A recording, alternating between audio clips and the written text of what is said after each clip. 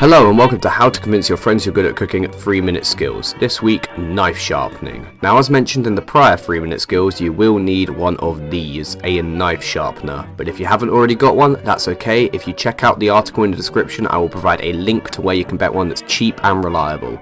Now, when I say knife sharpening, you're probably thinking of one of these, a steel. They're very good, but very hard to use, and only really used by chefs because of the amount of stuff they're chopping. Trust me when I say this. You do not need one. They are so complicated and you're just not chopping enough stuff to warrant using them. So why sharpen your knives? Well, this may seem a bit counterproductive, but a sharp knife is actually a lot safer for chopping things than a regular blunt knife. The reason for this is because a sharp knife will always be able to cut you, but not always be able to cut your food. So you're much more likely to slip off of things while you're cutting it with a blunt knife and cut into yourself than when using a sharp knife.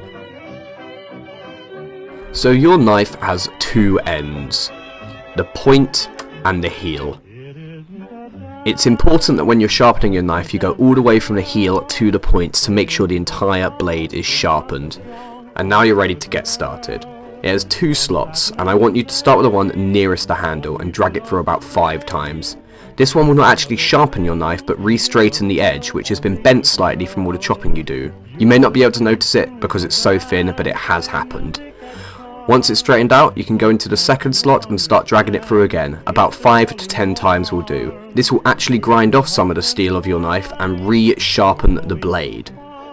We do this in order to make sure that the blade is re-honed. It should go back to about what it was when it first started. Remember, a better knife will hold its edge for longer, so you can sharpen a cheap knife, but you'll probably have to sharpen it more regularly than a good quality blade. So there you have it. You are done. All that's left is to wipe off your blade with a wet sponge or cloth to remove any of the steel dust left over. You don't want that in your food. So now you're a master of all things sharpening, you're probably ready to figure out what knives you actually want in your kitchen. Well, in the article that I've linked below, I will have a breakdown on what every single knife does and why you might find it useful, so you know exactly what knives to have in your kitchen at any given time based on what you're already cooking or want to learn to cook. I would say there's about 5 key ones, but there'll be a couple more that I will discuss down below, so be sure to check that out.